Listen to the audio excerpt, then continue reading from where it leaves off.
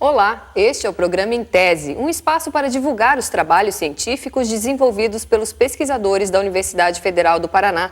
A nossa convidada de hoje é a professora da UFPR, Marilene Weinhardt, graduada em Letras pela Universidade Federal do Paraná, mestre e doutora em Literatura Brasileira pela Universidade de São Paulo. Ela conversa conosco hoje sobre o romance histórico na ficção brasileira recente. Tudo bom, professora? Tudo bem, obrigada. Muito prazer em ter a senhora aqui no nosso programa. Professora, no primeiro lugar, em que consiste a ficção histórica brasileira?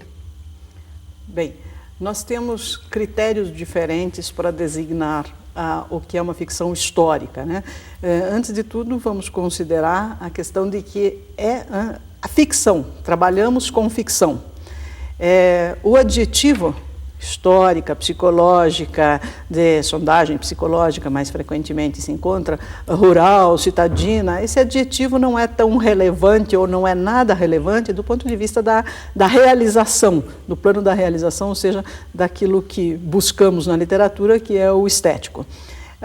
Designar um produto romanesco ou ficcional como histórico é muito mais um dado de assunto, é um dado do qual é a temática tratada.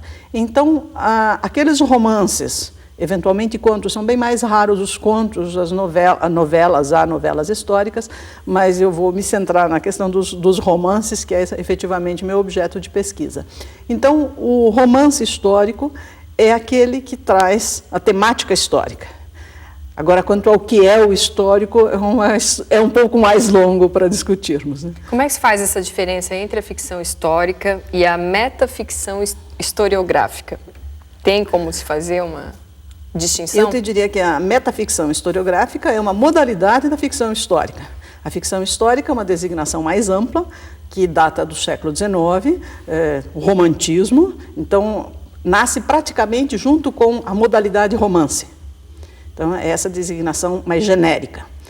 A expressão metaficção historiográfica, que foi colocada em circulação pela pesquisadora canadense Linda Hutcheson, é uma das formas, para ela, a forma de manifestação da ficção histórica no período do que ela chama pós-modernismo, em que, junto com o tema histórico, nem sei se eu devo dizer junto, porque é exatamente ao mesmo tempo, né, e com influências sobre isso, junto com o tema histórico, então, há uma discussão sobre o que é ficção, sobre o que é narrar, sobre o que é história, e especialmente uma desestabilização daquilo que é tido como o histórico por excelência.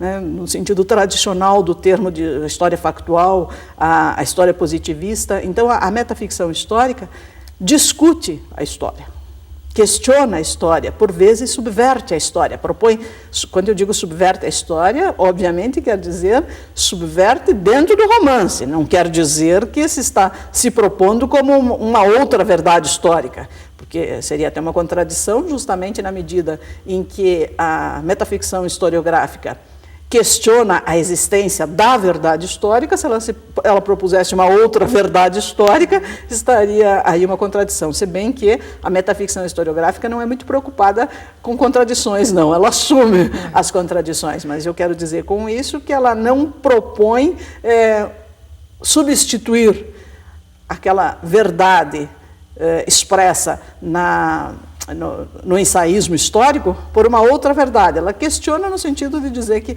seria possível esta verdade, como talvez outra ou outra, quer dizer, a noção de a verdade histórica é substituída por uma possível verdade. São muitos os títulos dentro da ficção histórica que nós temos aqui no Brasil?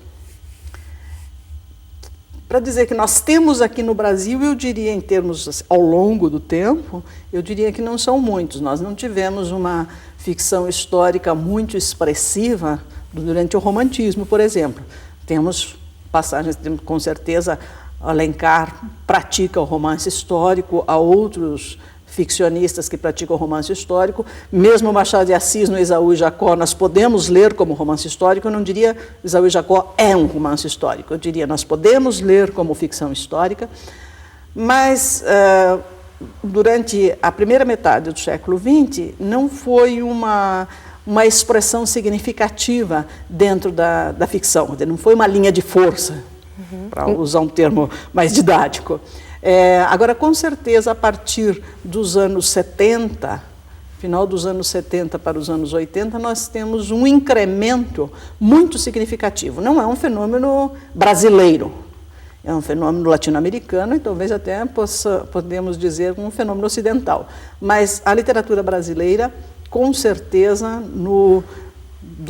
final dos anos 70 ou anos 80 para cá, tem uma das suas linhas de força a ficção histórica. Eventualmente, na forma que poderemos designar como metaficção historiográfica, e eventualmente numa formulação mais tradicional. Foi isso que motivou a senhora a pesquisar justamente as 2 últimas décadas do século XX? Neste momento, com certeza, como eu estou interessada nesse projeto mais recente, em trabalhar com a ficção histórica recente, né, houve, sem dúvida nenhuma, influência de ter percebido, de ter apreendido essa expressão, essa significação. Mas o gosto pela ficção histórica, o trato com a ficção histórica, acho que vem de mais longe. Ok, professora, nós vamos para um rápido intervalo e voltamos daqui a pouquinho.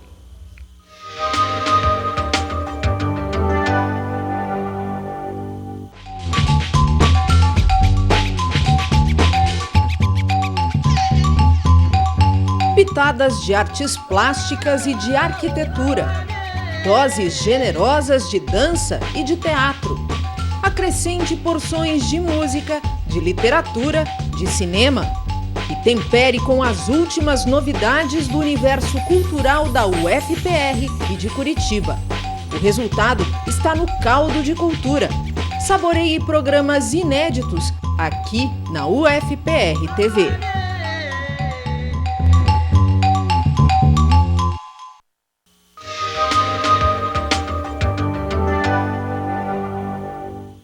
Estamos de volta com o programa Em Tese, falando hoje sobre ficção histórica. Professora Marilene, quais são os principais títulos que a gente tem aqui no Brasil nessa categoria de ficção histórica?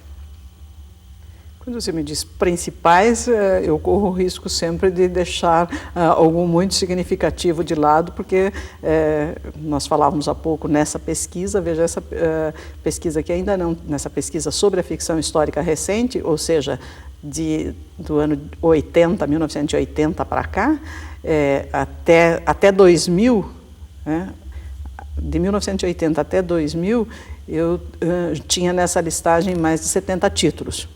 Então, sempre vou correr o risco de esquecer algum muito expressivo. Então, a resposta talvez esteja mais os que mais me impressionaram ou com os quais mais eu tenho trabalhado.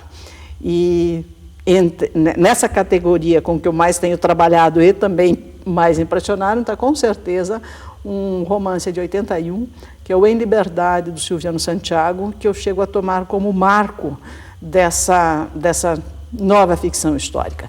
Há títulos do final dos anos 70 que significaram a grande renovação.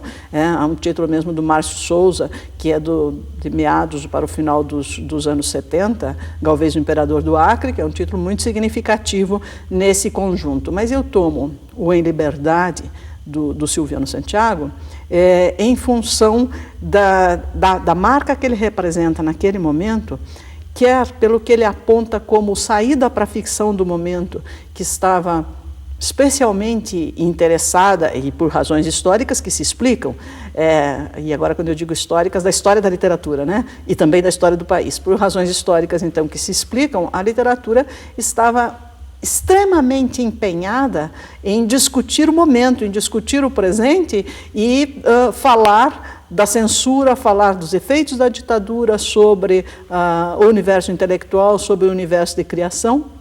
E o Em Liberdade aparece como uma proposta de precisamos fazer o projeto, pensar no para frente, de nós estamos tematizando constantemente os anos 70, a repressão, e é preciso não que isso não tenha significado, não tem importância, tem grande importância, mas é preciso ir adiante. Então, o Em Liberdade, que ficcionaliza uma personagem da história literária, é apresentado como um diário do escritor Graciliano Ramos, né? É ficcional, obviamente, mas é apresentado como o diário do Graciliano Ramos, no período em que o Graciliano Ramos está saindo da prisão, em que ele teve prisão política no período do Getúlio Vargas, na ditadura do Getúlio, e está interessado, e isso é ficcional, numa pesquisa sobre o poeta Árcade, Cláudio Manuel da Costa, que também foi vítima de desmandos políticos, né? E vamos lembrar que o Cláudio Manuel da Costa, houve muita discussão, a discussão até hoje, a respeito das condições de suicídio do Cláudio Manuel da Costa, né? Do suposto suicídio do Cláudio Manuel da Costa. E em 81 era muito recente, quer dizer, no final dos anos 70, início dos anos 80, que o livro foi escrito, obviamente, há aquela tensão na sociedade ainda a respeito da morte do Vladimir Herzog no Doikod, né? Então, o nome do Vladimir Herzog nunca aparece no livro, mas a temática está ali presente. Então, o Em Liberdade traz as características de dialogar com a própria história literária, na medida em que ficcionaliza um romancista. Dialoga com a história do século XVIII, dialoga com a história recente, do período da escrita, e dialoga com a história do Brasil de 50 anos antes, 1930, né? O período, mais ou menos 50 anos, o período do Getúlio, né? Então, esse conjunto de características faz com que eu apreenda esse romance como um marco, né? Como além disso tem vamos dizer, a vantagem, né, de ser publicado no início da década, que é sempre bom trabalhar com números mais ou menos redondos. Então, eu daria um destaque muito especial ao Em Liberdade. Agora, professora, esses livros de ficção histórica, eles entram no rol de livros, por exemplo, para o vestibular? Eventualmente, sim, independente de ser ou não ficção histórica. Quer dizer, quando se faz uma listagem de livros para o vestibular, se procura atender dentro daqueles 10 livros que estejam presentes ali, todos ou pelo menos romance, conto, crônica e teatro. Então, a preocupação ao elaborar uma lista de livros para o vestibular não é dizer tem ficção histórica, tem ficção intimista, não, tem ficção policial. Isso não é uma discussão presente, nem cabe essa discussão numa lista para o vestibular. Quer dizer, eventualmente poderá entrar uma ficção histórica dessa categoria, dentro de, vamos dizer que se estabeleçam mais ou menos 2 ou 3 romances que cabem aí. Poderá entrar um romance de ficção histórica, mas não por ser ficção histórica. Ok. Agora a senhora trouxe 2 livros, né? São reflexos da sua pesquisa ao longo desses anos? Sim, com certeza. Gostaria que a senhora falasse um pouquinho a respeito deles. Eu tenho os trabalhos de resultados imediatos de pesquisa, em geral, saem publicados em revistas, né, ensaios que tem uma divulgação mais rápida, principalmente na revista Letras, que é uma publicação da nossa universidade. Eu tenho vários estudos, mas estes aqui em especial, eles saíram em tempos... esse aqui saiu antes, esse aqui depois, mas, na verdade, este é resultado de uma pesquisa anterior. O Ficção Histórica e Regionalismo é o resultado inicial da minha tese de doutorado. Então, eu trabalhei com a ficção histórica do Sul. Tomei como marco pós-1950, porque eu não queria, nesse caso, trabalhar com o Érico Veríssimo. Não por falta de gosto pelo Érico Veríssimo, muito pelo contrário. Em boa medida, O Tempo e o Vento é responsável por eu ter me encaminhado para os estudos de ficção histórica, mas justamente pela magnitude dessa obra, eu preferia deixá-lo de lado para que não fizesse sombra aos demais, e o objetivo era buscar se havia uma identidade possível de apreender na ficção histórica, uma identidade sulista possível. Será que nós temos pontos em comum expressos na literatura? Obviamente, eu não estou fazendo um trabalho de caráter sociológico, muito menos antropológico. Do ponto de vista da literatura, da representação literária, seria possível nós apreendermos pontos comuns entre esses 3 estados que compõem a região sul? Então, era esse o objetivo desse trabalho. Então, eu levantei cerca de 30 títulos, acho que exatamente 30 títulos, que foram o objeto dessa pesquisa. Foi realmente, eu comecei isso no final dos anos 80, e aí me dei conta que a discussão que era preciso fazer não era apenas da análise literária desses romances, mas da concepção de história. Em geral, o nosso trabalho fica bastante restrito àquele objeto imediato de interesse, então eu tinha plena consciência do quanto a literatura tinha se modificado nas últimas décadas, mas eu não tinha consciência da modificação dos conceitos de história, daquilo que nós vamos chamar da filosofia da história. Os meus conceitos de história é aquele que eu tinha, a concepção de história que eu tinha estudado no colégio, que era ainda uma noção de história factual, de história positivista, e não tinha me dado conta de que era preciso atualizar o meu discurso sobre o que era história. E agora? Então, esse período foi especialmente, com certeza. Esse período foi especialmente de trabalho sobre o que é história. Se você me perguntar agora, então, o que é história, eu vou te dizer, eu não sei. Eu continuo não sabendo.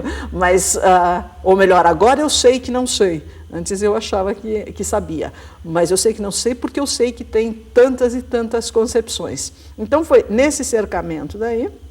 E aí eu trabalhei com esse conjunto de romances. Tá ok, então, professora. Eu lhe agradeço muito a entrevista, a sua participação aqui no programa Em Tese.